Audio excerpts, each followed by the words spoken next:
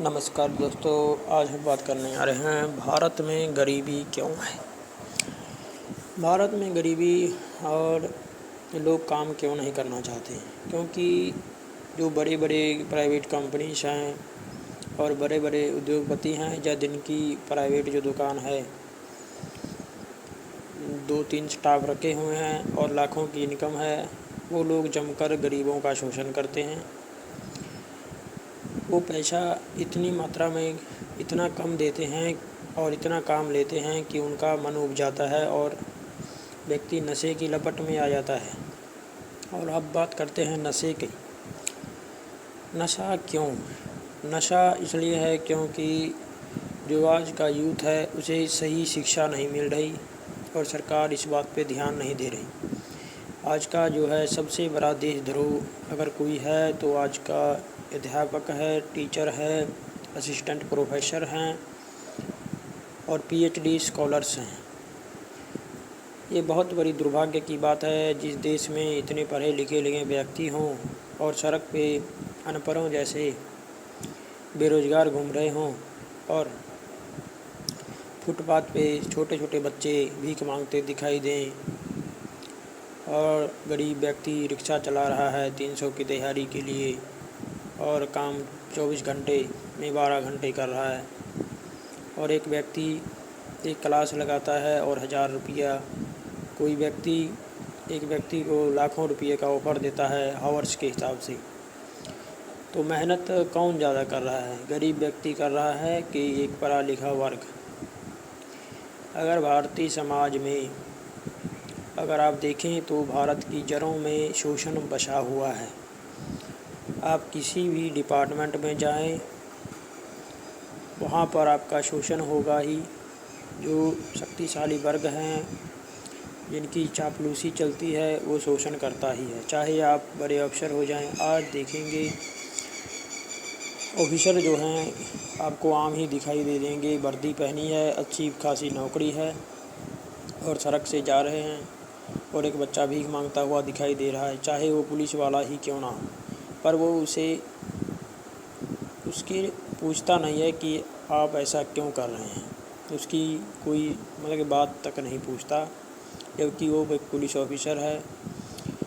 ऐसा क्यों है? क्योंकि आज का जो है कोई खुद पे जिम्मेदारी नहीं लेना चाहता। आज ना कॉलेज, ना स्कूल, ना ही यूनिवर्सिटी कोई भी किसी की जिम्मेदारी नहीं लेना चाहता कि आपका बच्चे का भविष्य कैसा होगा।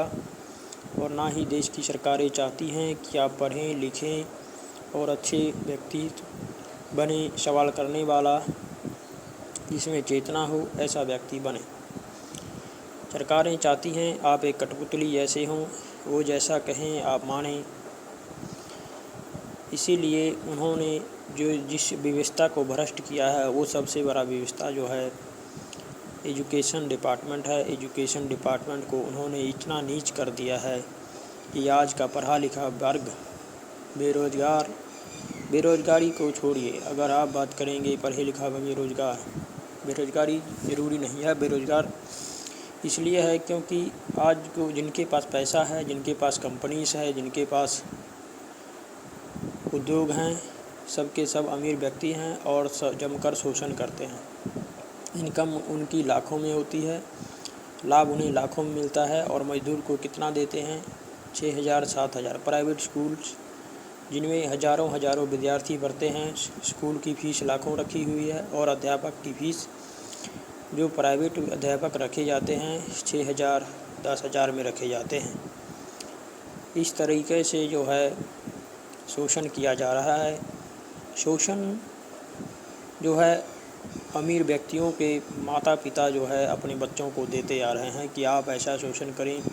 अगर आप देखेंगे तो किसी भी प्राइवेट शॉप में या किसी भी उद्योग में अगर उसके बाप की है वो, तो उसका बेटा भी वहाँ पे मज़दूरों का शोषण करेगा। ये जड़ें ऐसी समा गई हैं भारत में कि इनको ना तो सरकार रोकना चाहती है, ना कोई एजुकेशन। जितने भी माफिया चल रहे हैं आज एजुकेशन में चल रहे हैं। पेपर लीक हो रहा है, ये बड़ा मुद्दा नहीं है।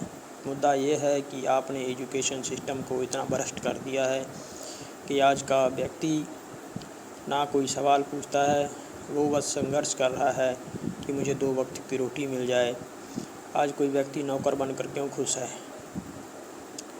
भारत की जनता में आज तक किसी ने ये सवाल नहीं पूछा कि आज का व्यक्ति नौकर ही क्यों बनना चाहता है।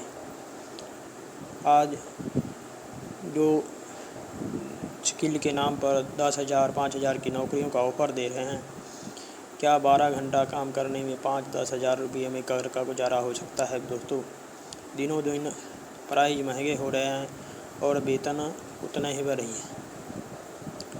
एक ग्रेजुएशन किया हुआ व्यक्ति जिसके पास अच्छी खासी नॉलेज होती है, वो व्यक्ति अगर लेबर करने जा रहा है तो इसका जिम्मेदार कौन है? वो अध्यापक या वो व्यवस्था जो इस देश ने बनाई हुई है।